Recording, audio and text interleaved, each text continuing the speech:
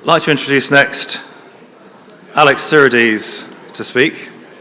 Alex is the clinical lead for the National Patient Deterioration Programme here in New Zealand, working with the HQSC. He's also one of my colleagues in Wellington ICU, where he is intensivist and leads the patient at risk service, as well as being involved in the flight team, tram service, TI supervision, what else? A few other things. And currently, for, as many of you will know, fairly sad reasons, currently as joint clinical leader in Wellington. So I'm going to welcome Alex up to the stage to talk to us about the current state of affairs in New Zealand. Thank you.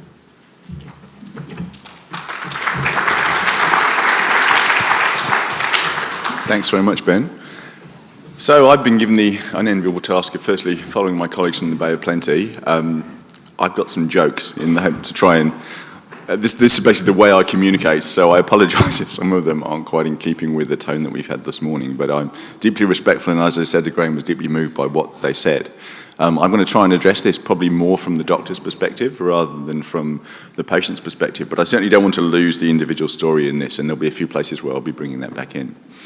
So this is essentially the New Zealand counterpart to Daryl's story. I want to talk about how we got to where we are today and the evidence that we used to get to it. And I've given some of these slides to talks around the country with you before, so I apologise if you've seen some of these.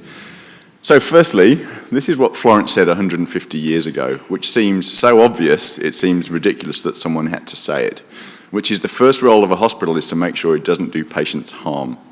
So you'd think, given this was 150 years ago, we would have learnt by now what it is that she was saying, and therefore everything is going to be okay.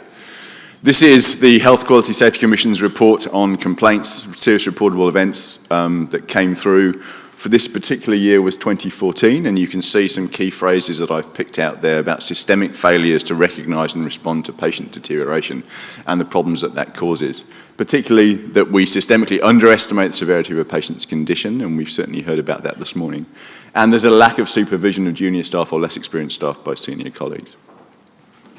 So looking through the complaints made to the HDC and looking through the comments made by the Health Quality and Safety Commission's serious events reviews, there were three themes that I guess drove us to try and work out how we could divide up the program to address the needs of our patients.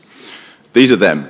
These are mostly quotes from people. The first one is no one noticed, and we've heard again from that yesterday and also today, is that no one noticed that things were getting worse. No one noticed that my son, my brother, my mother, my father, my whānau member was rapidly deteriorating. Why? Why didn't they notice this? The next statement is that no one listened to me. I noticed something was wrong, but no one listened to me when I told them that something was wrong. And that's not just a parental thing, that's a family member, a whānau member, talking to a member of staff who's telling them that they think something is bad and they're being ignored or downplayed. And the last one is the one I probably as an intensivist can most relate to, which is that awful family meeting 3 weeks into an intensive care stay where you go into a room and the family say, thank you very much for everything you're doing, but... And then what follows after the but is usually that sentence, which is no one wanted all of this. We've got here because of some mechanisms I'm going to talk about in a minute, but where we are is not where we'd want to be and not where that person necessarily would want us to be either. And all these three things, hopefully, is what the program set out to address. I'm going to talk about how we got there.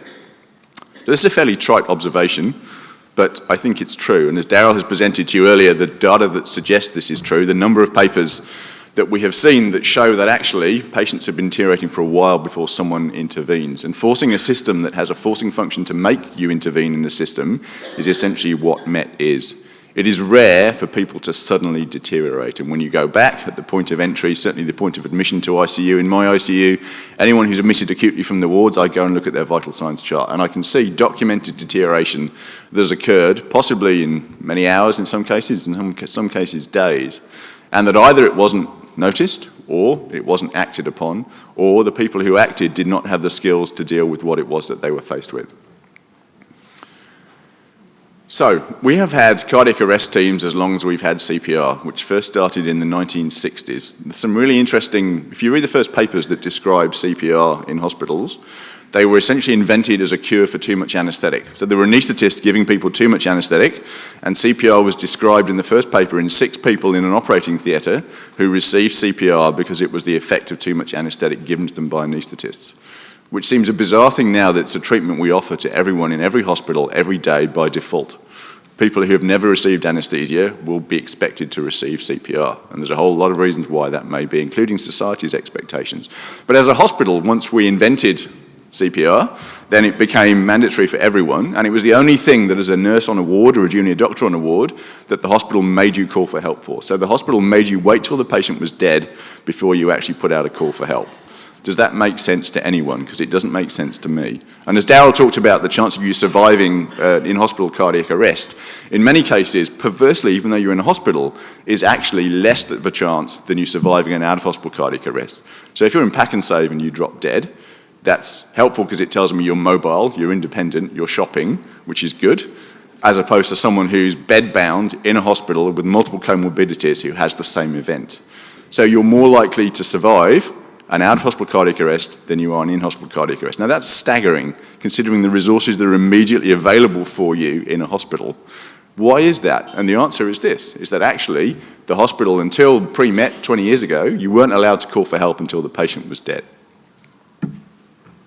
So these are 3 questions as we've travelled the country in our never-ending roadshow we've asked all of you to ask and reflect on.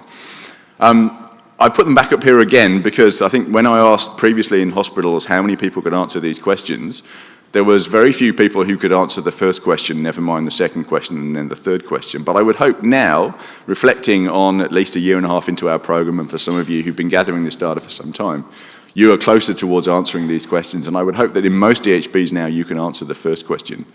It's a relatively poor quality metric. It's quite patient-centred because generally patients don't want to have cardiac arrests. But the second part is a lot harder, and that involves M&M groups looking at arrests to work out whether these events were preventable or not. And as we've talked about before, the hindsight mechanism that allows you to look back and work out whether that was preventable or not is not the same mechanism you have when you're moving forward. The third one, I think, is also a quality metric, and it's important because most people who are dying, if CPR is going to save their life, is an appropriate intervention. But if it's going to actually do nothing other than assaulting a dying person, it's not something we should be doing to people. So to try and make an evidence base for how we were going to do what we were going to do, we set about finding out what the current state of art in New Zealand was. So in 2012, we wrote to every New Zealand hospital and asked them to send us a copy of their vital signs chart. What we found was that every hospital in New Zealand had an early warning score. And for those who are non-medical, an early warning score is a number that goes up the sicker you are based on a variety of things like your blood pressure, your heart rate, what your oxygen levels are. And what we expected, of course, is that given everyone was, this is a relatively small country, people talk to each other, that we'd all be using the same system. We didn't expect that at all, of course. We knew that everyone would have written something down on the back of an envelope and implemented it because that's the way health quality improvement generally works. What we found when we asked people to show us what was the most extreme parameters you had on your chart that caused an activation system, we found significant variation. Now, I would put to you that if you're breathing at a rate of 4 in Dunedin, you should get the same response as if you're breathing as a rate of 4 in Northland. That physiologically, across the entire country, it makes no sense as to why you should wait till someone was breathing less to call for help. So that was the first thing. It seemed dumb that we've all got different systems to detect how we pick up deteriorating patients. The next thing was, given that information, what do we do with it? So this was a few years after patient A that my colleague Sarah talked about yesterday. This was Anne's paper. Where's Anne? Somewhere. Excellent. This was Anne's paper looking at what actually we did with this information. So of the New Zealand hospitals that had outreach services, bearing in mind at this point the HTC has recommended everyone have an outreach service, and I know even today that isn't the case because many of you have been asking us how do we write a business case to set up an outreach service. Is at this point, and you can see where patient A was published, which was around about 2004, and all of a sudden, the one I should point out is Middlemore. Middlemore has always had, as far as time goes back, as long as Alison Pirrett has been doing this, has had an outreach service for which they should be highly commended. They were way ahead of anyone else. And what happened was that we managed to reach the giddy peak of 9 hospitals out of the 20 DHBs having an outreach service. The next thing Anne did was to ask them what they actually do, because you'd think if you've got a service of expert nurses available during the day responding to deterioration, that they'd all be doing the same thing. And again, not surprisingly, they don't. They all do different things. Some of them, as you can see, Hospital 6, for example, essentially is a direct referral service. They don't do ICU discharges, and they do some emergency team work, whereas Hospital 7 doesn't do any emergency team work, and Hospital 4 is just seeing ICU discharges. So there seems to be disproportionate around what these expensive resources are being used to do and improve the health of people. This is Alison, Susan and Leslie's paper. This essentially showed that you don't need a medical team to make things better. That if you have a PAR service of expert nurses, then you can actually make a difference to patients. You can reduce their length of stay, you can reduce cardiac arrest, and you can reduce in-ward mortality. Now, I wouldn't say this is a cheaper model, but from a DHB funding perspective, it would be preferential because you don't need another 6 ICU registrars to have this effect. You can do this with expert nurses. It seems really obvious to say, but as with most cases, you need evidence to make your argument. So, inspired, I guess, by Daryl's work as much as anything else, looking at MET syndromes, we set about analysing a year's worth of MET calls in Wellington. This was in, when did we do this? 2015, when we only had 795 MET calls. Oh, how we look back on those quiet days. What we did was essentially try and break down the patients that our MET teams were seeing to try and work out what it is that is recurrent and why are we seeing the same things over and over again. And we found, at least in our hospital, that 30% of our calls related to neurological symptoms, 26% related to cardiovascular failure, 22% related to respiratory failure. And the reason this was interesting is because you can then look at predictable triggers and you can teach people how do you manage the unstable patient who has a neurological deterioration? How do you manage the patient who has a cardiac deterioration? Because the syndrome, which may have multiple causes, helps you package and manage the teaching before you get to the MET. This was another study we did with Daryl, looking at what actually happens to patients who are seen by MET teams in New Zealand. And we plotted this curve to see, firstly, what the mortality was of patients in New Zealand who received MET calls, and also how quickly it drops off. So we surveyed 313 patients in 11 New Zealand hospitals over 2 weeks, and every MET call during that period was sent to us for analysis. And what we found, as Daryl alluded to earlier, but in the New Zealand context, was that 1 in 5 New Zealand patients who have received a MET call have died within 30 days. Now, my hospital mortality is about 1.4%. My ICU mortality is 9%. So if you receive a MET call in my hospital, you are twice as likely to be dead by day 30 than if you were admitted to our intensive care unit. In our intensive care unit, you have a nurse standing next to you 24/7. You have a doctor never more than 50 metres from your bed space. But these are patients on wards with 1:6, 1:8 nursing ratios who may have doctors who aren't even resident in some cases. How does that make sense from a resource perspective? And Daryl's talked a bit about what happens and some of the reasons behind this. We then wanted to see what happens to the patients who receive MET calls and the effect that that has upon the decision-making around treatment limitation. And the important part on here is the grey bar. See if I can press the laser without shooting myself in the eye. Yes. So this bar here. This bar in the middle is the patients who are for full active treatment at point of admission to hospital.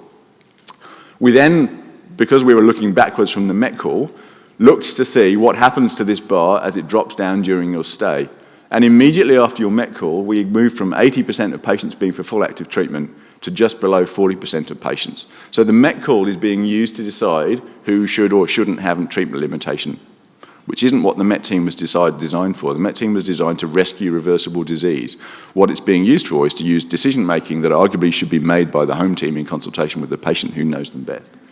And we realised we were moving more towards a palliative care model where the MET is acting as an acute palliative care service. So, those were the problems. We had to do it from scratch because there wasn't anything in the New Zealand literature that described what it is that we did here.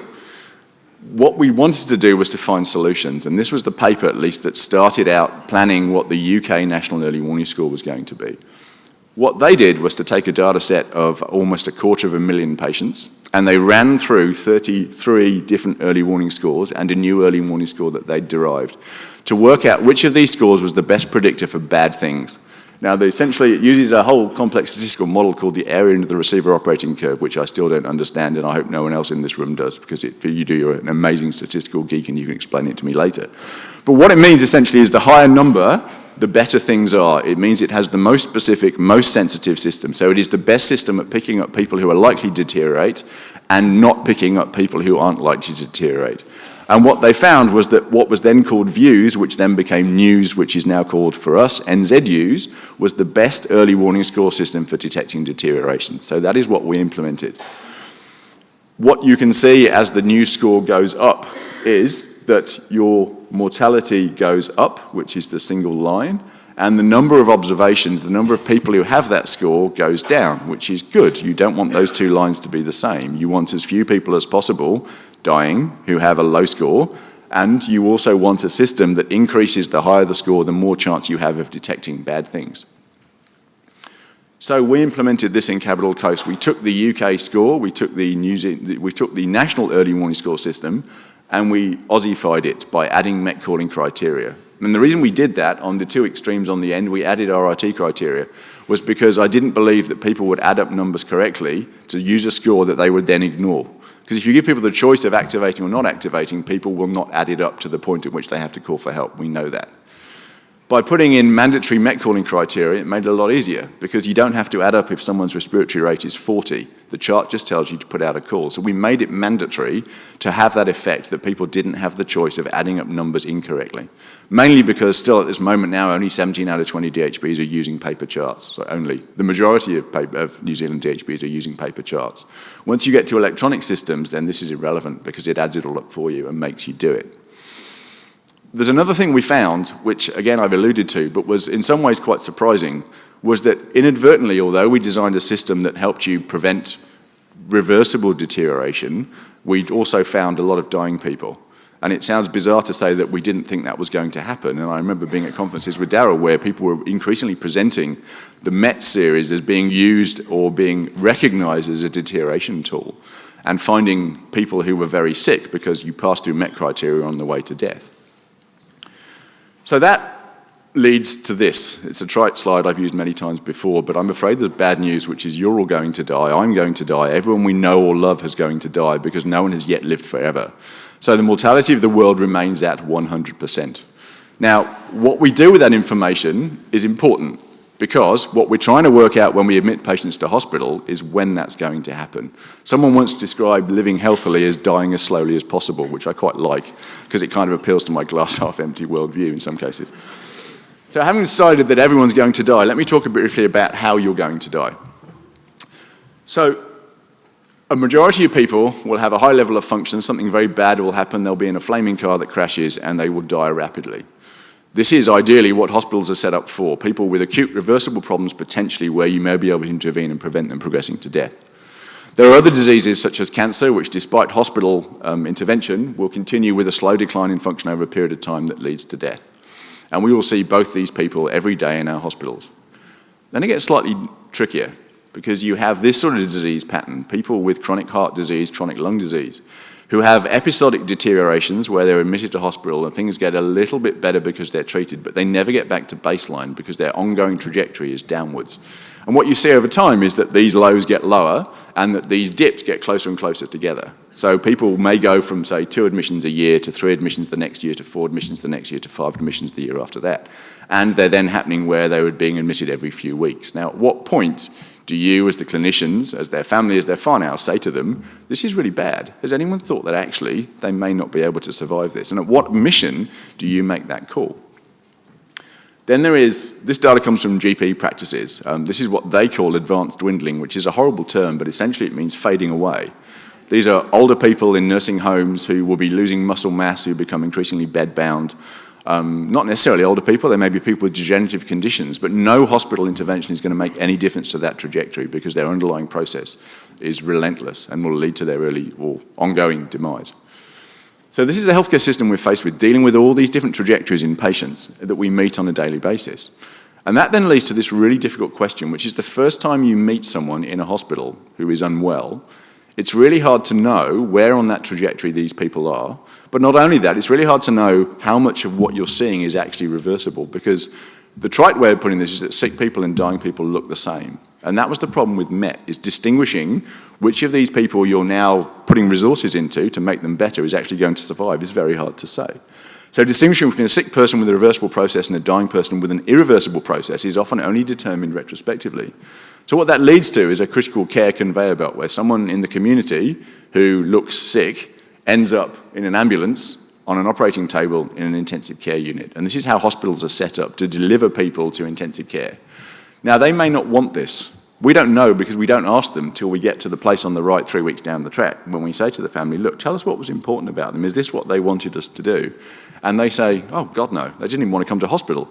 So how did this happen? How do we have a system that we've designed perfectly to deliver people to the intensive care unit, in some cases against their will? Because we assume everyone wants this, and it's an opt-out system. A lot of this is to do with the philosophy and the way hospital systems work. I will get onto our program very soon, I promise. So this essentially is what hospitals are designed for. This is for where something bad happens to someone, and if there isn't an intervention, then they will continue to decline until they die. And what hospitals and medicine and GPs and everything is for is to intervene at an early enough stage that you can make things better and get them back to a place that they would want their life to be and you would want their life to be. What often happens, however, is this. Because you don't know where they are on that trajectory, that the intervention comes too late. And essentially you've delayed their death by maybe a period of days or weeks or months, but you haven't actually helped them in that trajectory. And this is a very, very difficult thing to work out where they are on that trajectory. I had a lot of conversations with Kyle Horsley, who presented an amazing workshop here yesterday, about the gap and the perceived gap between what is actually happening and what we think is happening. And inspired by that, this made me to rethink what I was talking about with regard to expected trajectories and actual trajectories, and the gap that exists between the perception of the patients, their family and their whānau, and what actually happens. And identifying where you're deviating from your expected trajectory early on is really important. But often because it comes down to communication, and we don't communicate to tell people what we expect to happen to them. So your day 4 pneumonia is different from your day 2 pneumonia, is different from your day 7 pneumonia. And in your mind as the physician, you have an idea where that person should be. Yet, if they're not on that trajectory, as an expert, you can work out early where that problem is. But many people who don't have expertise, who are usually at home, asleep in bed at night when the problem starts to happen, aren't available by the bedside. And we don't inform families and we don't tell patients where we expect them to be. So when they start deviating from that trajectory, it gets very difficult. I was going to talk a lot about this, but I don't really have to anymore because it's been dealt with by people much better at it than I am. But I will say one thing. This is Korero Mai. This is Talk to Me. This is using patients, family and whānau as their own observation system. Because there's 2 reasons, really. The first in my mind is that as healthcare has become increasingly fragmented with shift-based care, where a patient may be handed over 4 times in a 24-hour shift, the baseline of what's normal for that individual has been lost. It's lost in the healthcare system. As doctors and nurses, we don't know what they were like the day before they came into hospital. The patient, their family, and their whānau do. They know that that person, that new confusion isn't just because they're 70 years old. They know that yesterday they were sat there reading the paper and doing the cryptic crossword, but now they can't even talk to you, and that's a change. Now, as a doctor, as a nurse, we will downplay this. We'll say, oh, this will be the UTI, this will be something else. But it might be something profoundly bad and indicative of early deterioration. The way I sell this system to my colleagues medically, because we're extremely conservative and bad at this, is to say to people, firstly, who's ever been admitted to their own hospital? Not too many, which is good to see. I would strongly advise you all get admitted to your own hospital. It is a deeply disempowering experience for you as a clinician to be in bed, surrounded often by strangers who walk by your bed, mumble at you and then move on. Even as an ICU registrar, when I was admitted, when both my eyes fell off and I had to have emergency retinal surgery, it was a deeply disempowering, horrible thing, but it changed the way I thought about patients and it changed the way I interacted with my patients. And I realised that was an awful thing to have to do, that the empathy I thought I had only became apparent when it was happening to me.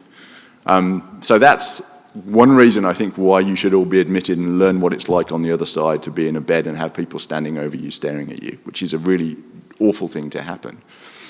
The other thing I think I would say is that if you as a healthcare professional were admitted to your own hospital and bad things happened to you, what would you do? I'd call Ben. I'd call an ICU consultant if I felt that no one was listening to me deteriorate, because I'm on the inside. I know that if someone's mucking me about and telling me that that systolic of 60 is fine and I feel like shit, then I want an ICU consultant there to tell them how it's going to be. Now, why is that a service that's only available to me? Why isn't that a service that's available to patients, their family, and their whānau? It seems deeply unfair that for insiders, and we heard from Marama earlier about how as a healthcare professional, she was in conflict with the doctor because she was a parent and she didn't play the I'm a healthcare professional card. So why is that a service that's only available to us? That seems very unfair to patients. And that was what, I guess, drove us to come up with Korero Mai. I'm going to run out of time, but I'm briefly going to talk about silos. Silos are awful. Silos are where doctors keep their dogma. And what we do is all the areas that we work in, we don't mix with other people much. And silos are really bad because it's a healthcare profession mindset that cardiologists hang around with cardiologists, surgeons hang around with surgeons, nurses hang around with nurses, and doctors hang around with doctors. But what it means is that actually the patients that cross these silos, where they have conditions that mean they cross silos, don't get the care that they need. And the most important part about silos is that they're solar powered. When the sun goes down, everyone goes to sleep. In my hospital, we moved from 350 doctors. From about 5 p.m. we dropped to about 25 doctors. From 11 p.m. we dropped to about 14 doctors physically in the hospital. There are the same number of patients with the same diseases, with the same acuity being looked after by about 10% of the staff. How does that make sense to anyone? As I say tritely again, pneumonia doesn't care what time it is, but the response you get will alter widely based on what time of night you happen to deteriorate. And what you better hope is you deteriorate at 10 a.m. when everyone's in the coffee queue and quite close to your bed space, and all the experts in the hospital are close to you. But the important part, again, is that silos are built around doctors and nurses, they're not built around patients. And it's a great example of how we've depatiented, I don't think that's a word, depatiented the healthcare system because we built hospitals around the needs of the staff and not around the patient. Everyone's got a favourite Ronaldo quote, this is mine.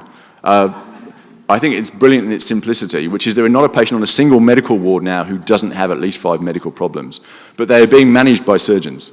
And that's not to disrespect surgeons. Surgeons are very, very good at what they do, but they don't manage COPD, they don't manage pneumonia, they don't manage the medical complications of the patients they're looking after.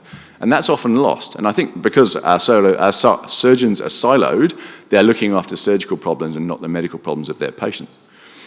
So our solution to all this was to design a rapid response system. By our, I mean the world. This is what we've done in first world hospitals. We've designed systems that recognize and respond to deterioration.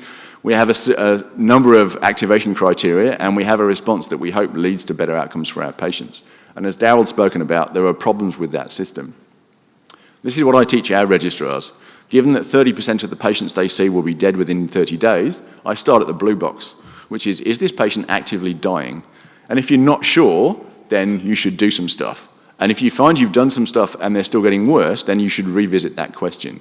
Because if you're meeting someone who's actively dying, the first question is, do they want me to do all this stuff? And clearly, that's not the time to have a conversation with someone who's actively dying in front of you. It would be unethical to start talking to them to some level to talk about what it is that you should or shouldn't be doing at that point.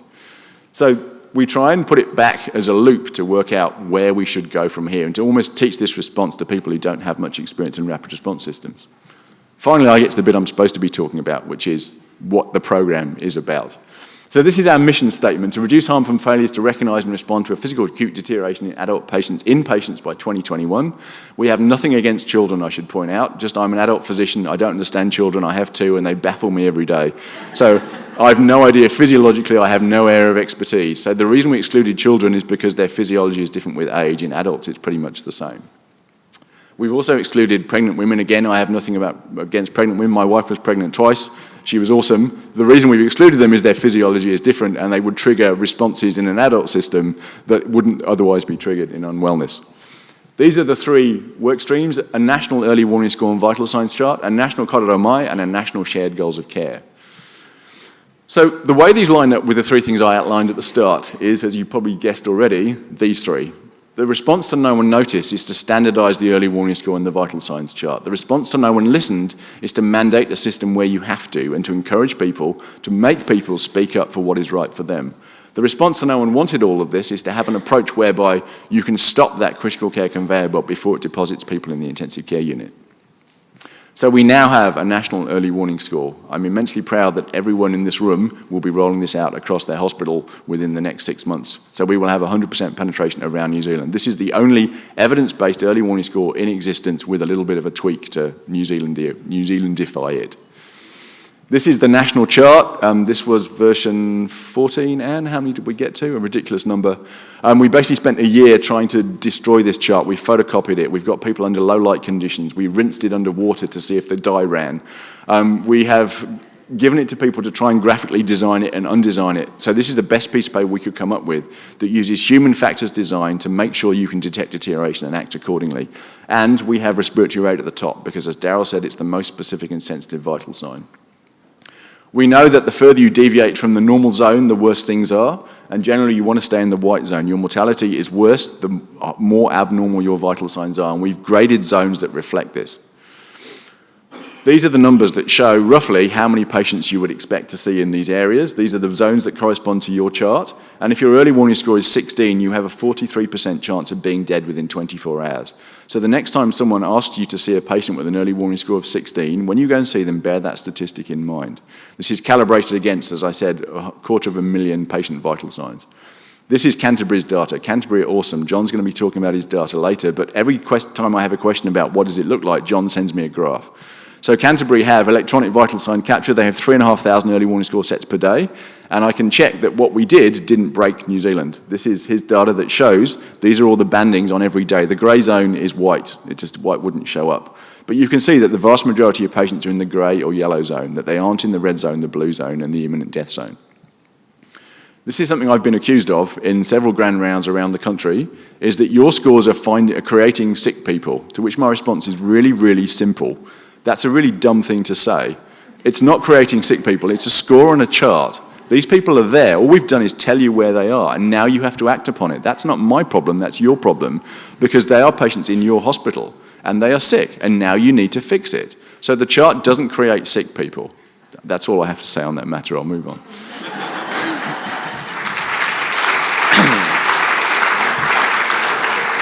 I realise I'm preaching to the converted, which does make it slightly easier. I should go to room of surgeons and try this. Kailua mai, we've talked about that. My colleagues from Bay of Plenty have given the best description of that they could ever do, so I'm not going to talk about that.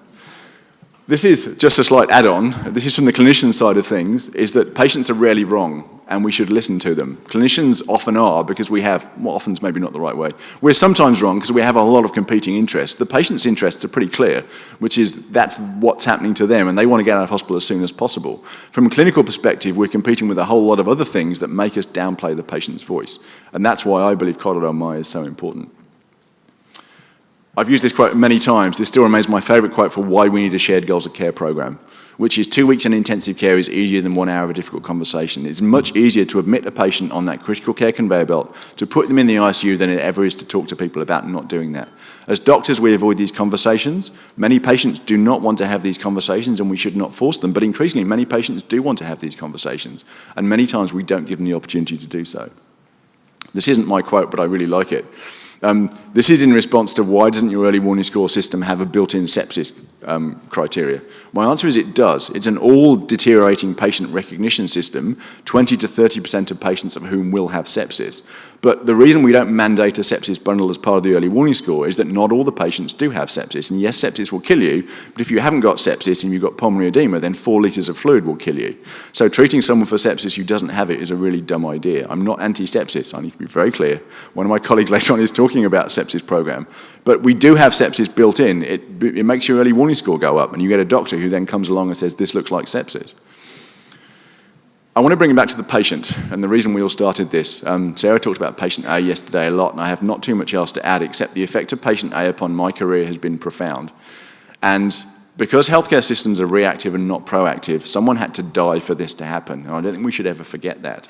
But I would hope, I never met patient A, I was working as a registrar at Wellington Hospital when it happened. I should hope that the impact that their death had upon a system that was completely broken, that many, many people will be saved as a result of that. And if that's the only good thing to come out of that, then so be it. This is our data. I just put this up there to show you, I suppose, what a mature MET system at least looks like in a tertiary New Zealand hospital. Back in 2009, we had 5 cardiac arrests per 1,000 admissions. For the last calendar year, we had 0.6.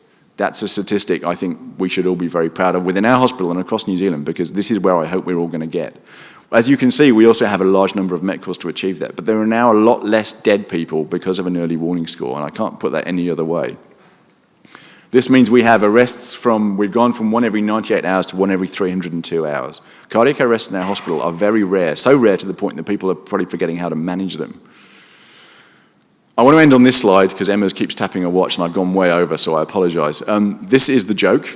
This has a very serious message. It's a 20-second long video and I've shown it to people before, so I apologise if you've seen it, but I can't accentuate the message enough, is that most harm in hospitals comes from poor communication, and this is the best way I can find to show it. And close your eyes and just fall down, okay?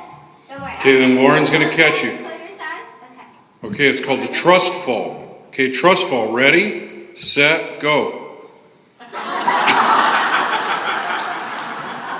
So if you remember nothing else, talk to your patients about what you're doing to them and talk to your patients about what you're going to do to them.